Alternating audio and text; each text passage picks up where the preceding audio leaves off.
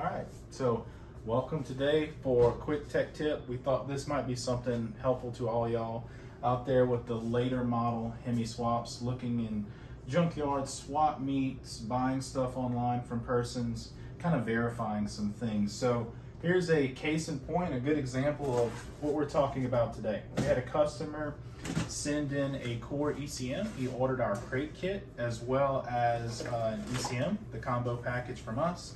And when you do that, if you send in your ECM as a core, we verify that it's in good function, we'll actually go ahead and send you some money back to, as a core charge for giving this to us. Now, in this particular case, the customer stated that when he got this ECM, it was out of a 2022 model, I believe, and had very low miles, like 18,000 miles, something like that.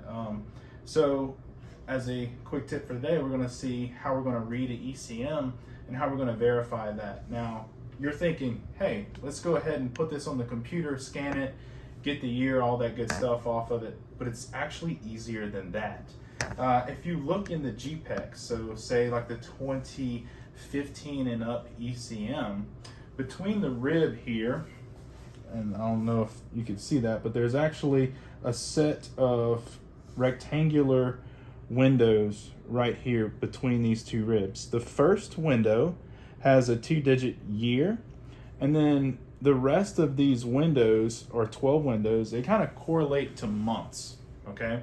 So what you'll notice is there are dots inside each window, and they usually correlate to a week within the month. So if you see the first rectangle with one dot in it, it was probably made like the first week of January, right? So 4 dots the 4th week of January.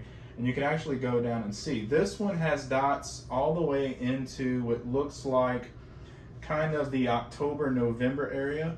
So kind of hard to see. It looks like maybe the 2nd week of October, 2015 on the front. So I'm just going to look at this and say, this was probably cast, made in 2015, and was used on a 2016 model year vehicle. So that's just by looking at it. Nothing special, no tools required. Now let's see if we can verify that. Let's do it. I'm going to go ahead to our bench device here. I'll hold them to it. We'll see. Maybe, maybe not. I don't know. We're going to see. Hey, let me see that other one behind you. Like Here's another one. You can read that one. Yeah, let's read that one. Tell me what you think about this. Is another one that came in. Let's see if your lesson is really working for us. I'm going to go ahead and read this. He's reading it. And let's see if it's right. It may or may not be. 2016 Dodge Challenger RT Scat Pack 6.4 liter. Oh! The guru has done it again. So when you're out there in the yards, obviously you can look at this ECM and see it has some wear and tear on it. I don't really believe that was out of an 18,000 mile vehicle just because of the oxidation, the discoloration on it.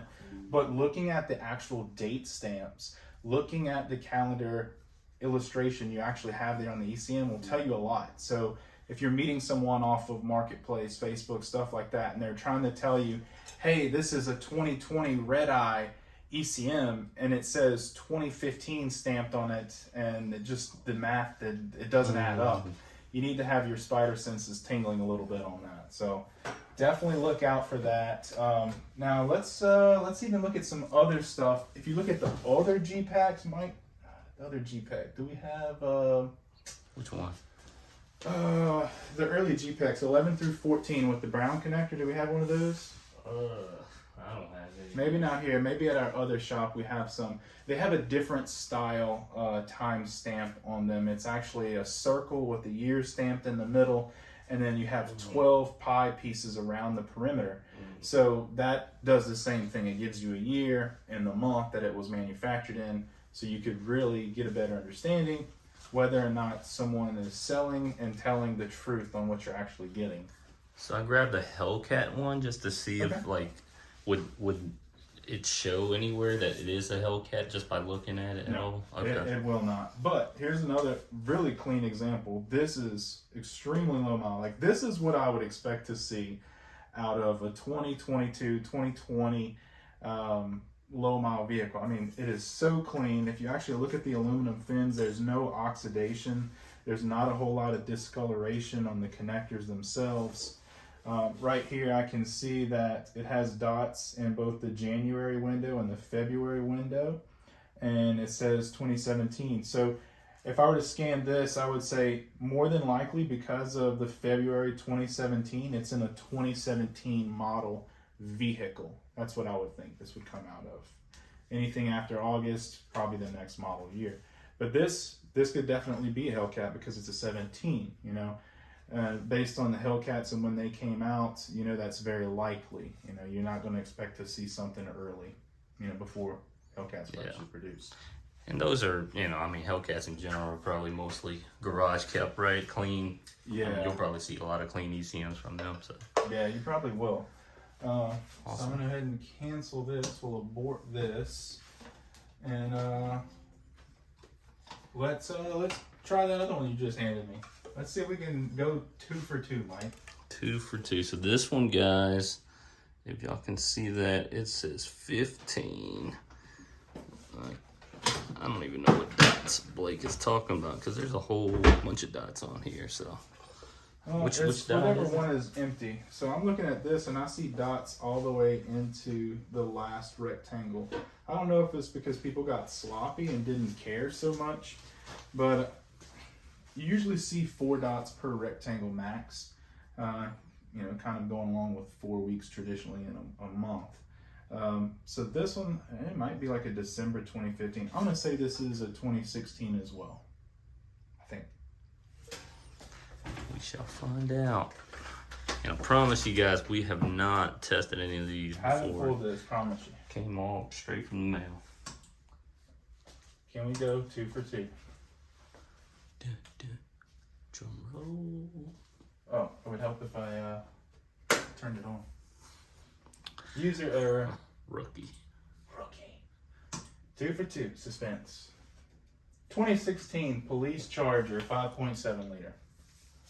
Popo Charger. Now, does the Popo Chargers come with any sweet tunes or anything that anybody can use? Have you found anything?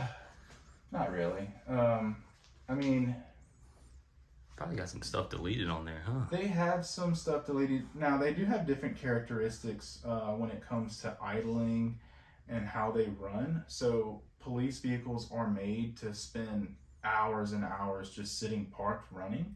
So you're going to see different settings for, say, cooling fans, letting the fans run longer at idling, making sure that they're really cooling the engine, and that, like, say, your condenser, right, for your AC, because typically an officer could be sitting for hours in that vehicle, working out of the vehicle. They need to have good flow, good airflow across that condenser for the air conditioner, those types of things.